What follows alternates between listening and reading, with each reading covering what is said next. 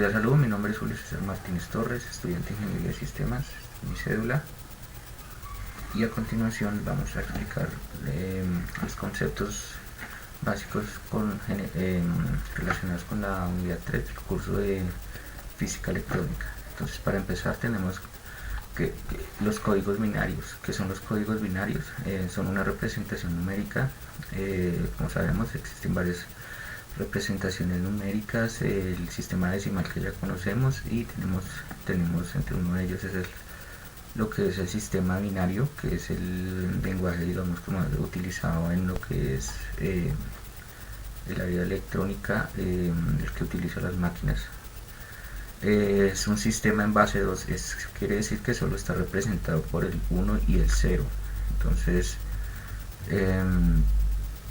estos sistemas se representan de la siguiente manera. Por ejemplo, aquí tenemos que para representar el 0, pues obviamente es el 0, el 1 es el 1. Cuando se desea representar un número mayor, digamos el 2, el 3, el 4 y el 5, lo que se hace es que se avanza, digamos que al igual que en el sistema decimal, cuando se llega al 9 se avanza de uno en uno, de decena en decena. En este se avanzaría de unidad en unidad, es decir, cuando se llega al 1, luego se avanzaría con el 2, se avanzaría de 1 en 1 y así sucesivamente para todos los números.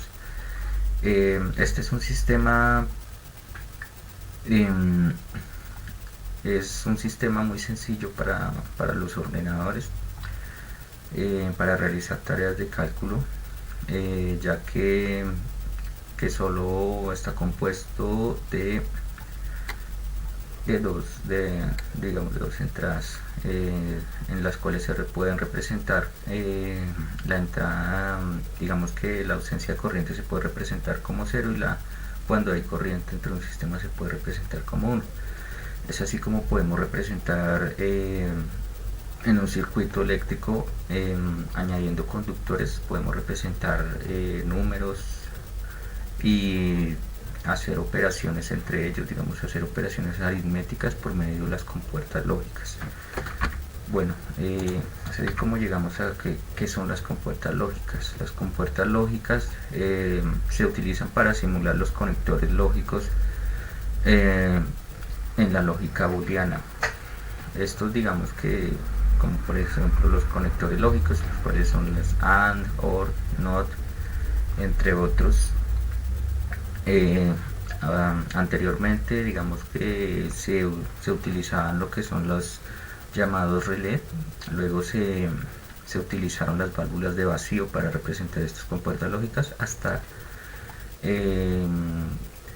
la utilización de los transistores, que es lo que se utiliza el día de hoy, donde están compuestos por una entrada, una compuerta y una salida. Digamos que cuando hay corriente, la compuerta permite el flujo a través del transistor, logrando así el paso de corriente. Es así como podemos representar, por ejemplo, para este caso, para representar el conector lógico AND, utilizamos dos transistores, donde tenemos que cuando se aplica corriente en las dos compuertas, entonces permite el flujo de energía. Cuando no se permite en la compuerta, en la compuerta B no permite el flujo, y cuando no se permite en la compuerta A no permite el flujo. Cuando no se permite en ambas compuertas, entonces no permite el flujo. Es así como se llega, digamos, a la representación en la tabla de verdad de lo que es el conector AND. Aquí tenemos distintos conectores: AND, OR, NOT, YES, NAND, NOR, SOR, NOR, entre otros. Cada uno de ellos se van a representar por medio de transistores. Obviamente, digamos que el diseño va a ser completamente distinto dependiendo del conector que se quiera representar, y obviamente en algunos casos va a ser un poco más complejo. Bueno, luego tenemos lo que son los max términos y min términos. Entonces, estas son funciones Eh, Son una forma de representación de las funciones booleanas. Ellas se pueden representar de dos formas: la suma de productos y los productos de suma. Esto se ve en una tabla de verdad. Se pueden encontrar una función min términos, una función max términos. Entonces, la función min término, digamos que esta función es la suma de los productos, como se indicó anteriormente. Esto quiere decir que digamos, estos lo que son los min términos y los max términos se utilizan para hallar la función de una tabla, donde tenemos que los min términos son la suma de los productos, como se dice, como lo dije anteriormente. Esto quiere decir que estas dos entradas se van a sumar, digamos que se van a multiplicar, y luego se van a sumar estos productos. Por lo menos en el caso de los min términos, utiliza lo que son los productos, digamos que las salidas terminadas en 1, utiliza las salidas terminadas en 1, como en este caso podemos ver que utiliza solo serían válidas estas dos salidas, que sería A y B más A por B más A por B. Pero ¿cuál es la diferencia? Otra de las diferencias es que va a tomar por verdadero los 1 y va a tomar por falso los ceros. Es decir, que aquí va a ser como tenemos que la entrada A es igual a 1, la va a tomar por verdadero. La entrada B es 0, la va a tomar por falso.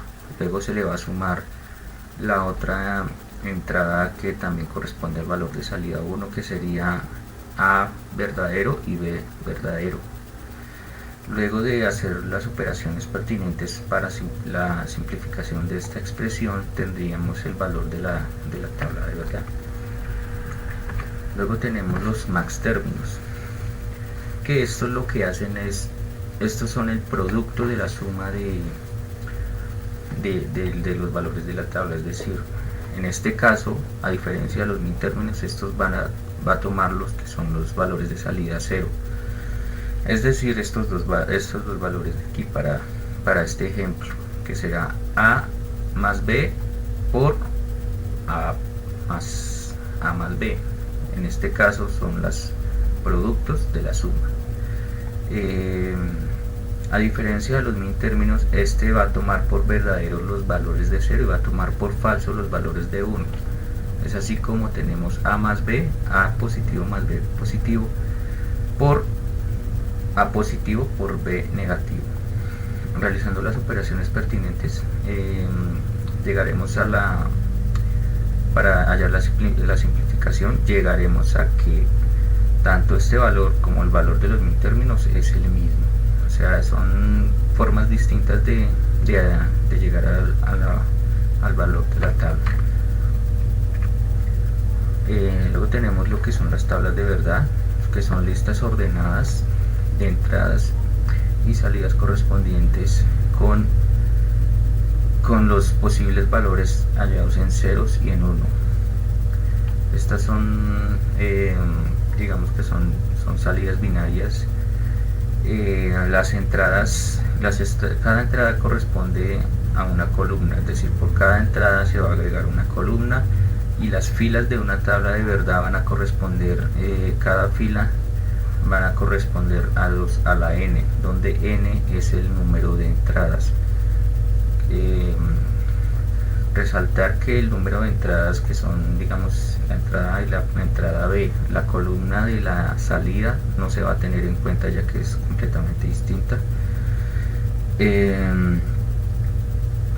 Tenemos que cada una de las compuertas lógicas tiene su propia tabla de verdad. Por ejemplo, para el caso de la compuerta lógica A tenemos la siguiente tabla, donde si analizamos, podemos ver que la representación en cuanto a los transitores que mencionamos anteriormente, lo mismo donde falso y falso es verdadero, donde falso y falso es falso, donde falso y verdadero es falso, donde verdadero y falso es falso, es decir, la única salida verdadera es cuando la entrada A y B son verdaderas.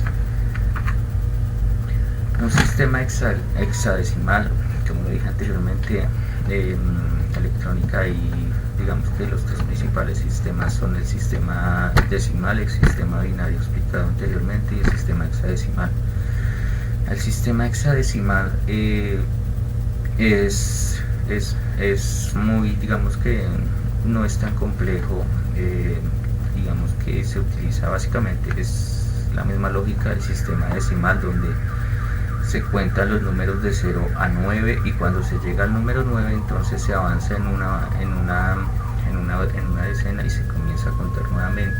El sistema hexadecimal está compuesto por 16, un número de base 16, es decir, tenemos 16 símbolos para representar los primeros 16 números desde el 0 al 15, es decir, cuando lleguemos al 9, que es la representación decimal que todos conocemos, entonces comenzará a partir del 10 al 15 a representarse con las primeras letras del alfabeto: A, B, C, D, E, y para representar al 15 tenemos la F. Para saber que un número está en base hexadecimal o en base 16, normalmente lo denotaremos con el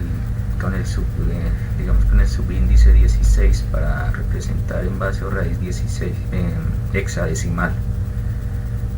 Y digamos que eso es como la introducción básica a lo que es un sistema hexadecimal y a lo que son los conceptos básicos de la tercera unidad de física electrónica. Muchas gracias por su atención y hasta una próxima ocasión.